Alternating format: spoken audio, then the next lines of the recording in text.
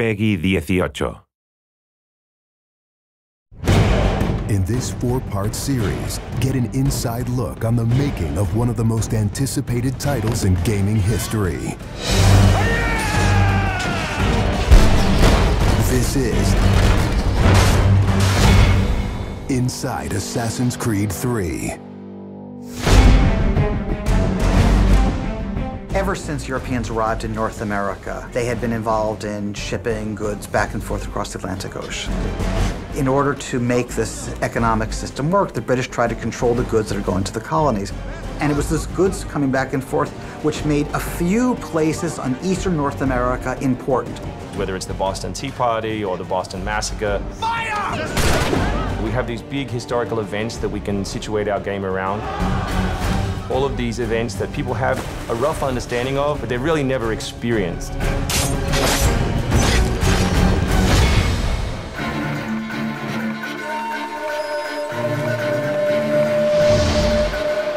We had to go back and get our historian to find us accurate maps from the era of what Boston and New York looked like.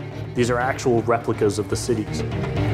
If you're familiar with those cities, you should have that sort of eerie feeling of finding familiar sights. We really wanted to push the animations and just make it look like it's a real living world. As you walk through the crowd, you'll also see animals in the streets. They'd have a pig, they'd just clip his ear in a certain way, and they'd let him go in the street. And then he'd eat garbage, and then when it was time to eat the pig, you'd go and find your pig, and you'd slaughter it and eat your pig. We've got a lot of new ingredients that just bring a new, fresh feeling to the gameplay inside of the cities.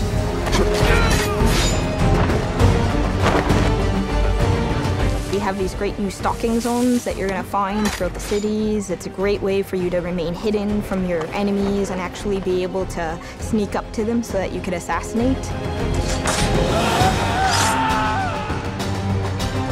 We've got this amazing dynamic weather system in, so we can see not just the time of day passing, but also going in and seeing the same environments, not just in the summer, but in the winter as well.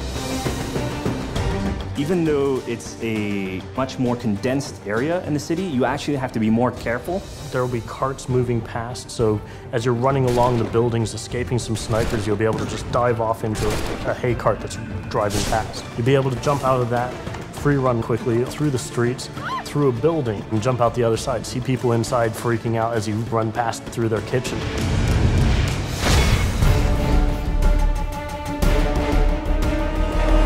Living on the frontier was extremely difficult. Not only did you have harsh winters, cold, freezing temperatures, in the summer you had heat, humidity, so it was a gamble every year that you were out on the frontier whether you're going to make it or not.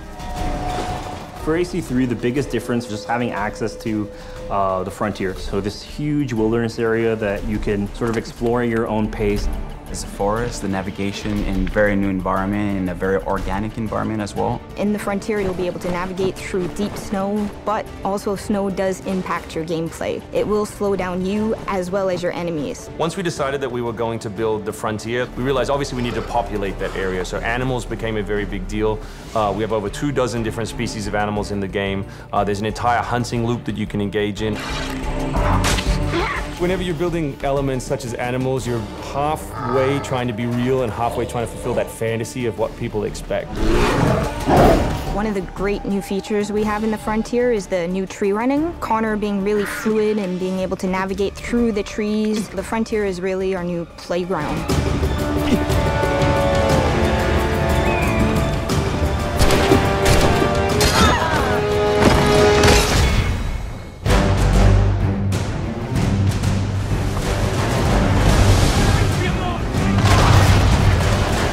This war at sea was truly a global war and involved not only the British, but the French and the Spanish and the Dutch.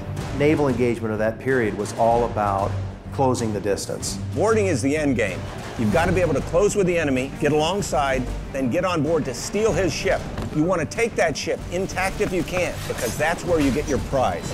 The prize is whatever is on that ship that you want.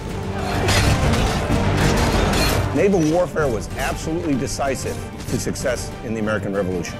Commerce comes by sea, at the same time invaders come by sea. You control the sea and you control the conflict. It's a huge part of the historical period. The Revolution is won pretty much at Yorktown by a blockade of ships.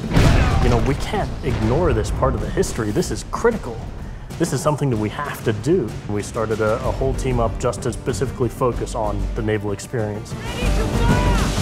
Naval combat has been a huge challenge. The technology of the wind, the water simulation has been a massive undertaking for the team. Initially, we didn't even think it was feasible because it's a big moving structure. It's a full simulation on high seas where Connor is controlling a ship, he's controlling a crew as well, so he's kind of the master and commander on the ship. Very exciting. I mean, you are on a moving vessel that is very much part of the sea itself.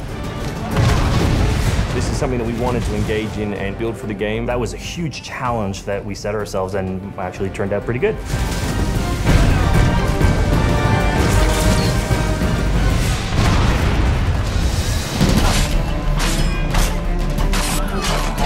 If you haven't played any Assassin's Creed games before, we really think this is a great point to get on board.